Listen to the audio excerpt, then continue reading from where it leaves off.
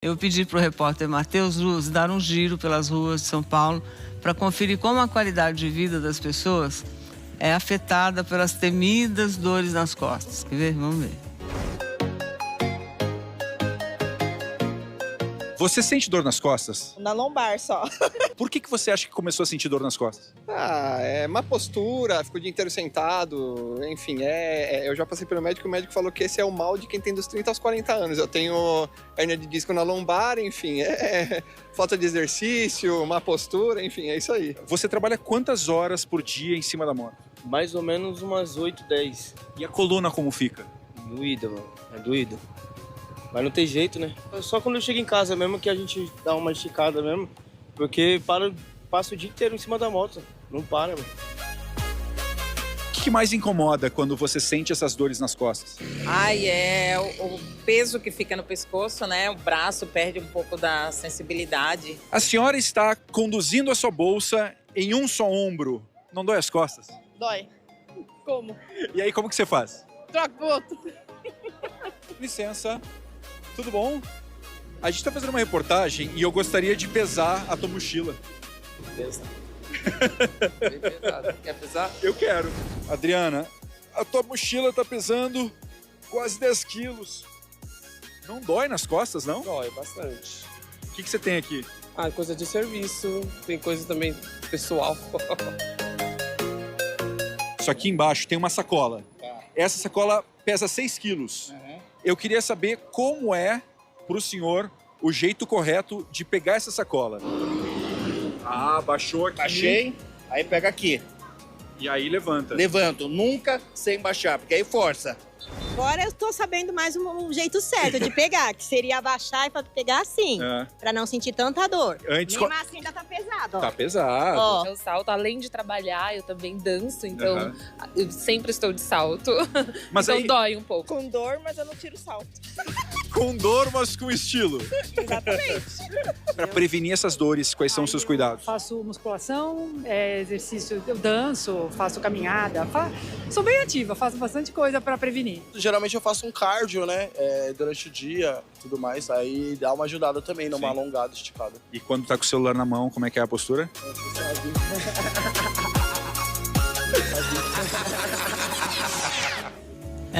O pessoal acho que acabou aprendendo um pouco aí como é que já ouviu tanto falar, já teve tanto problema na coluna que aprendeu que tem que agachar para poder pegar. Mas o que é que o senhor diria para essa população que reclama de dor nas costas?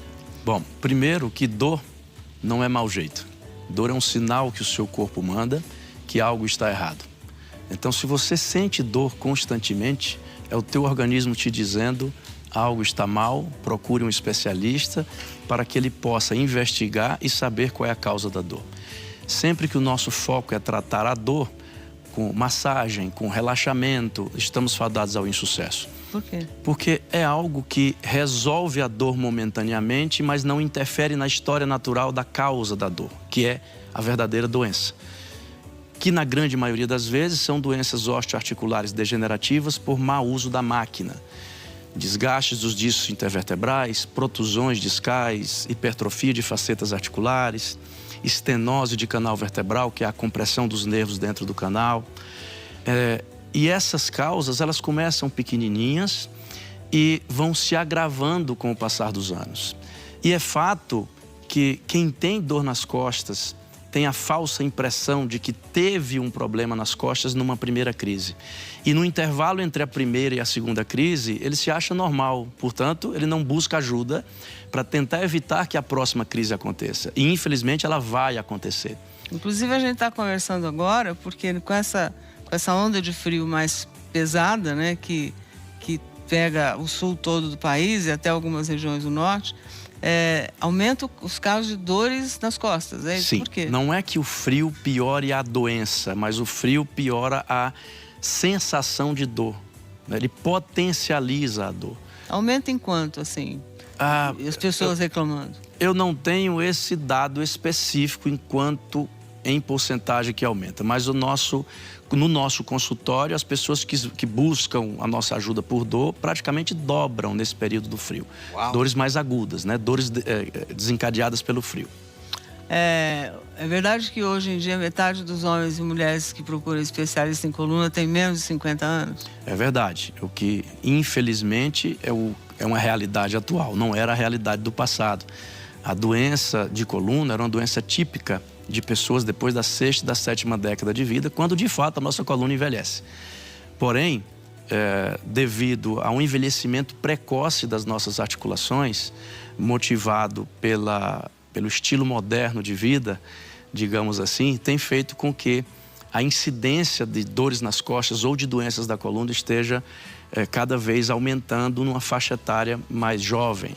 E eu nem diria 40, 50 anos. Eu diria 16, 18, 20 anos. Você sabe, o senhor me contou uma história, que eu quero relembrar aqui, que tinha uma família que tinha um histórico genético de dor nas costas, né? Exatamente. O pai, o senhor foi tratado a primeira vez? Cirurgicamente, aos 76 anos de idade, é uma pessoa notória, inclusive. A filha, minha paciente, aos 56, e a neta, inclusive esteve no consultório essa semana, com 18 anos, 17 anos de idade. Foi operada? Não, ainda não, mas a doença... A filha foi operada? A filha, não, a filha não foi, o avô foi operado. A filha sofre e agora a neta, aos 17 para 18 anos, também sofre de dores nas costas. E a gente vai falar por que disso. Essas perguntas serão respondidas logo depois do intervalo, tá? É um instantinho só. E a causa daquele problema aparecer cada vez mais jovem na coluna e na família, inclusive geneticamente propensa à dor nas costas, vem por conta do quê? Tão mais jovens? As dores nas costas e os problemas osteoarticulares, eles têm uma somatória de fatores. Dentre eles, um fator inexorável, que é a predisposição genética. Essa a gente não consegue mudar. Mas os fatores predisponentes do meio ambiente, essa sim a gente consegue mudar. Então, o estilo moderno de vida, a posição sentada, flacidez de musculatura abdominal. As crianças hoje já não desenvolvem mais as suas articulações, músculos e esqueleto como antigamente. Elas não brincam mais de pega-pega, não brincam de esconde-esconde, não pulam elástico, não pulam amarelinha. Passam o dia inteiro no sofá em postura bastante errada, jogando online com outras crianças pelo resto do mundo. Então, isso tem feito com que esses jovens não tenham o amadurecimento perfeito das suas articulações, dos seus músculos e dos seus ossos, fazendo com que eles sofram de problemas articulares muito antes do que deveriam. O senhor trouxe, inclusive, aqui, olha, eu vou trazer aqui perto do senhor, uma representação aqui que pode facilitar o nosso... Começamos por onde? Bom, isso é uma representação da coluna vertebral, né? Aqui a gente tem o crânio. A coluna vertebral tem 3 segmentos. Segmento cervical, que é o do pescoço, dorsal, que é o do tórax, e lombar, que é o que está na altura do abdômen. Aqui a gente tem a bacia, o fêmur e o sacro. Então, a coluna é formada pela sobreposição de peças ósseas. Entre cada peça de osso, nós temos um amortecedor cartilaginoso, que nós chamamos de disco intervertebral. É daí que vem a famosa hérnia de disco. Que é uma das principais causas de dores nas costas. Ou a hérnia ou os estágios que antecedem a hérnia, que são os abaulamentos e as protusões discais. Esses amortecedores têm a função, como o próprio nome já diz, de amortecer cargas, impactos e movimentos, conferindo assim mobilidade à nossa coluna. E são esses branquinhos. Esses branquinhos aqui, exatamente. O problema é que esses amortecedores têm degenerado muito mais rapidamente do que o que deveriam. Por quê? Porque o estilo de vida moderno favorece a isso. Isso que você estava contando. Exatamente. Agora. Por exemplo, a cadeira. Nós temos um estudo de 1976 de um colega sueco chamado Nachemson, que fez um gráfico de pressão dentro desses discos. É um estudo em cadáver e ele chegou à seguinte conclusão. Dentro de cada um desses discos, quando você está deitado, a pressão é 25 medidas de pressão, né? Quando você está de pé, é 100. E quando você aumenta 4 vezes, que é natural. Quando você está sentado, ele varia de 180 a 250. Caraca! Nossa, quer dizer, de 25 vai para 200, para 100, depois de 180 a 250. A depender se você está sentado na posição correta ou não. O que nos faz entender que não adianta apenas ter a cadeira adequada. Você tem que aprender a sentar de maneira adequada, independente de que cadeira estiver. Nós trouxemos uma cadeira de gamer aqui. Ó. Ah, legal. E aí, porque diz que com essa cadeira, os gamers são aqueles que passam muitas horas sentados, além das pessoas que trabalham no escritório, enfim. Essa cadeira resolve? Não. A cadeira, claro, resolve em parte. O ideal é que ele não permaneça sentado por longos períodos. A posição sentada, Ana, para nós, seres humanos, que evoluímos nos últimos milhares de anos, ela foi feita para que você descanse por alguns períodos, curtos períodos durante o dia. Ah, não é para ficar sentado 2 horas? Não, de maneira alguma. Para que a gente evoluiu? Para coletar nossa própria comida, subir em árvore, fugir de predador, geneticamente falando. No começo da vida no foi começo assim. da vida. E entre uma atividade e outra, você descansa por alguns momentos. Hoje em dia se utiliza a cadeira para trabalhar, descansar e para o lazer. No momento em que, o tempo em que você passa acordado, em média, as pessoas hoje, no momento em que está acordado, 80% do tempo passam numa cadeira. Então você imagina, vou traçar um paralelo aqui, fazer uma analogia grosseira para que fique de fácil entendimento. Um carro blindado tem 30% a mais de peso do que um carro normal e a suspensão costuma durar metade do que duraria. Imagine se você tiver dentro da tua suspensão 180 a 250 a mais do que o que seria normal. Como todo sistema mecânico que recebe mais carga do que o que foi projetado para receber, ele vai entrar em falência muito antes do que deveria. Então, se a gente pudesse escolher um vilão para dores nas costas, ou 2, seria a cadeira e a má postura. 3, a flacidez de musculatura abdominal. A doença de coluna, geralmente, não é uma doença de trabalhador braçal.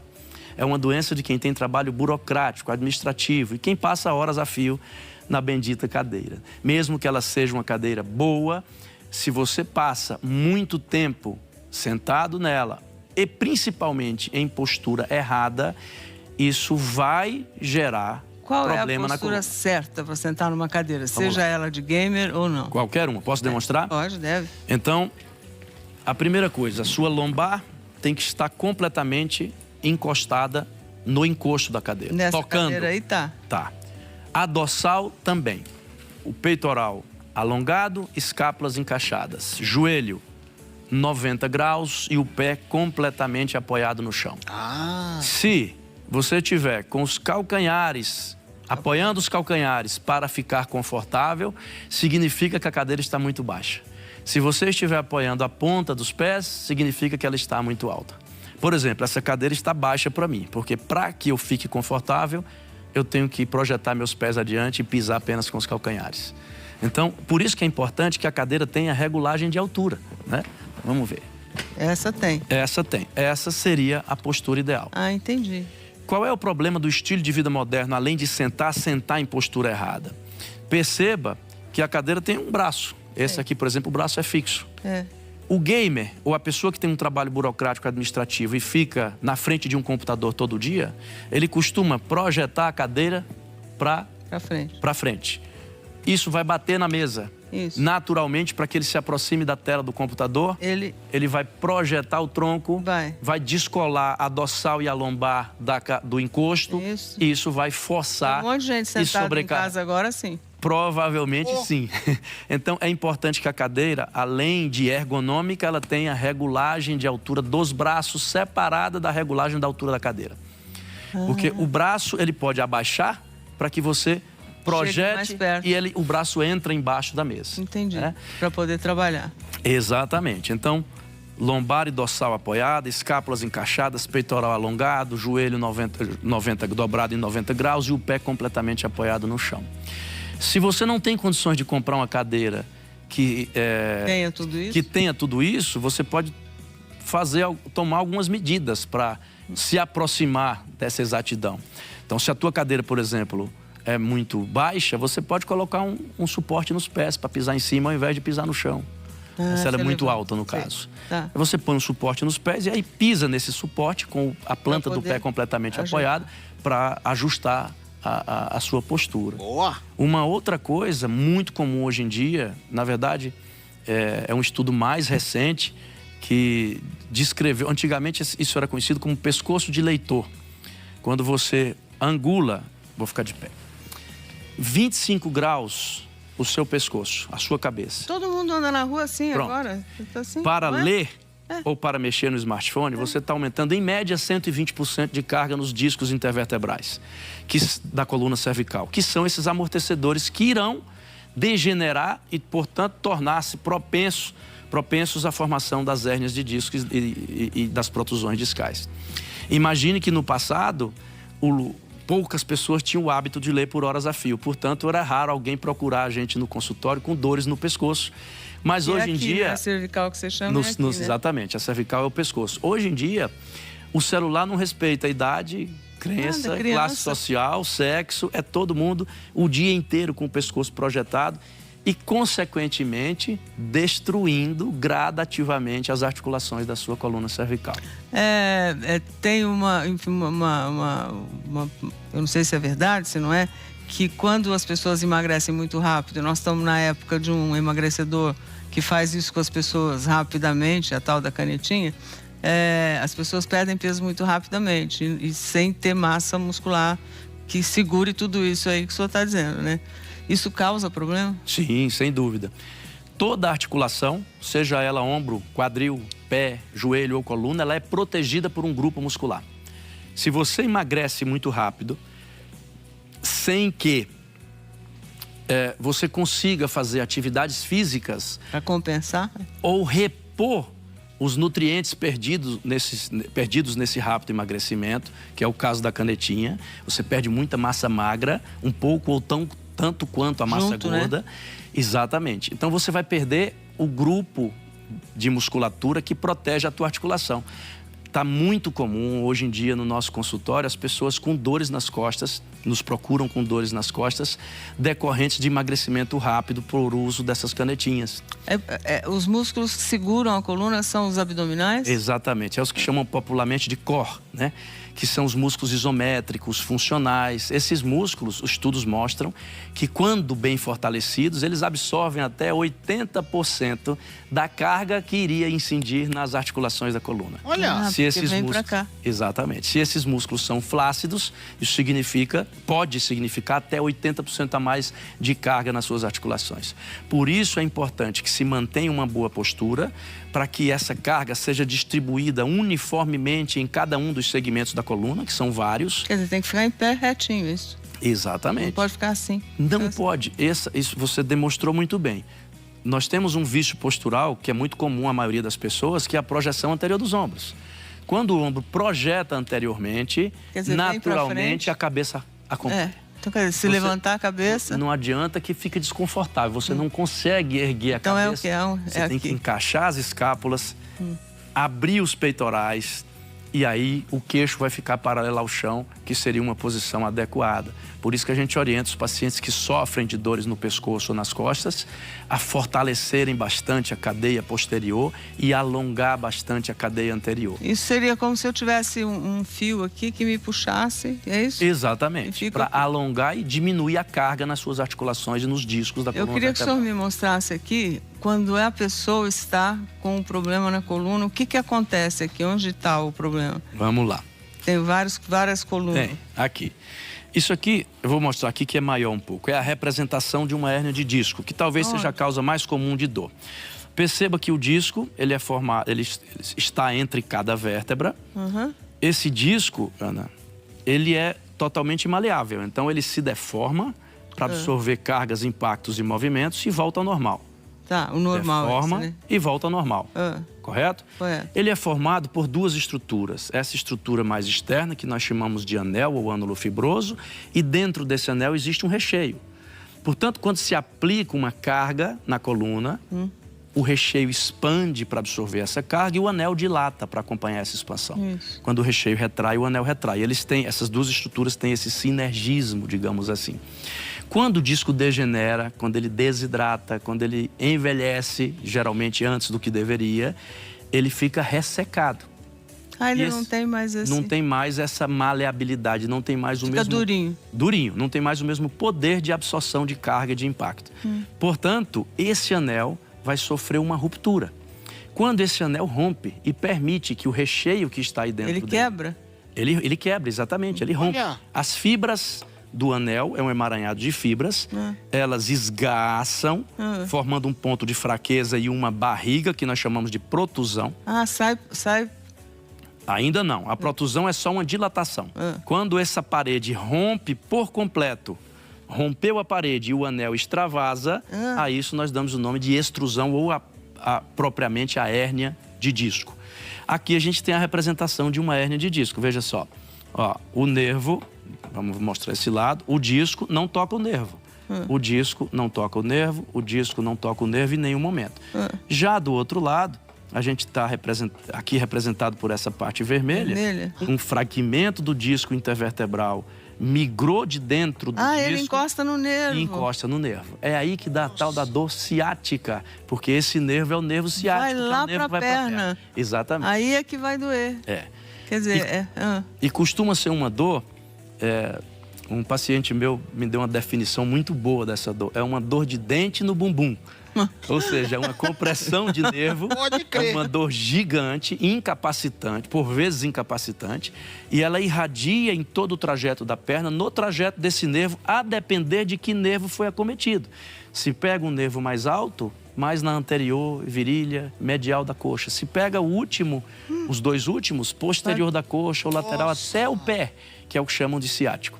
Rapaz do céu, esse negócio deve ter um jeito, né? Eu vou fazer um intervalinho comercial e eu vou responder algumas perguntas que estão chegando e vamos chegar na solução para isso. Até já. Porque ficou uma pergunta no ar aí antes da gente começar o intervalo, né?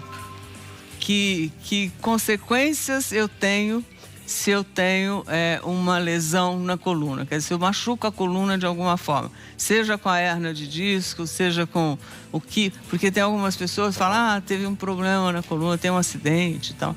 Isso. Bom, nos casos mais drásticos, mais catastróficos... Quer ficar aqui, doutor, vamos desse lá. lado aqui? E aí essa coluna fica mais bonita na nossa frente. Bom, como a coluna tem 3 segmentos, segmento cervical, que é o pescoço, dorsal ou torácico, que é o do tórax, e lombar, que é na altura do abdômen. Dentro dessa coluna existe uma estrutura neurológica, que nós chamamos de medula neurológica. A medula neurológica, ela é a continuação do nosso cérebro. Portanto, todas as informações que o seu cérebro envia para chegar, pelo menos as informações voluntárias, por exemplo, batimentos cardíacos e movimentos respiratórios não, mas as informações voluntárias, para chegar até braços e pernas para que você execute um movimento, esse estímulo, esse comando tem que passar pela medula. Se houver uma lesão medular na altura do pescoço, que é na coluna cervical, o paciente vai ficar tetraparético ou tetraplégico, que é não mexer nada ou parcialmente do pescoço para baixo. Pescoço. Normalmente são acidentes... Na grande maioria das vezes, acidentes de alta energia cinética. No verão, muito comum, mergulho em água rasa. Bate a cabeça. Exatamente. Bate a cabeça, fratura a coluna, o fragmento de osso fraturado machuca a medula, isso resulta numa tetraplegia ou numa tetraparesia. Isso aumenta 4 vezes do inverno para o verão, para você ter uma ideia. Porque as pessoas vão para os rios, lagos, represas. Verão tá vindo aí, hein, gente? E mergulham sem conhecer, de fato, a profundidade aonde estão mergulhando. Na coluna dorsal ainda existe medula, portanto, é a verde. Se houver uma lesão na coluna dorsal, você vai ficar paraplégico, que é não mexer nada da cintura para baixo. Portanto, perde o movimento das pernas. Cervical, perde braços e pernas. Dorsal, perde pernas. Na coluna lombar, a medula geralmente acaba aqui em T12L1. De L2 para baixo, não existe mais medula. Só existem as terminações nervosas. Que nós chamamos de caudequina, porque ela tem um desenho, um formato de um rabo de cavalo. Tem a parte grossa, que é do rabo do cavalo, que é a medula, e depois os fios do rabo do cavalo, que são os nervos. Portanto, uma lesão aqui na coluna lombar, ela não, a depender do nível que acontecer, ela não pode resultar em paraplegia. E às vezes isso é uma dúvida muito comum, né? Quando o paciente tem uma doença severa, com indicação cirúrgica na coluna lombar, a primeira coisa que ele diz é: a cirurgia pode me deixar paraplégico? E a gente diz: não é porque eu sou bonzão, não. É porque é anatomicamente improvável que isso aconteça. Porque... Já daqui para cima, sim.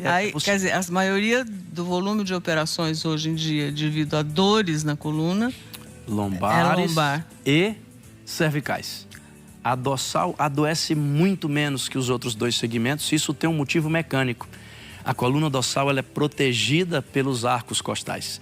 Então nós temos um arcabouço de sustentação em torno dessa coluna dorsal que protegem contra esses vícios posturais, contra essas cargas mecânicas erradas. Vem para cá, então. Vem para a lombar, que é livre, e a cervical, que é livre. Não tem nada sustentando, a não ser os músculos. Daí, a necessidade de uma musculatura bem fortalecida para que essa proteção aconteça.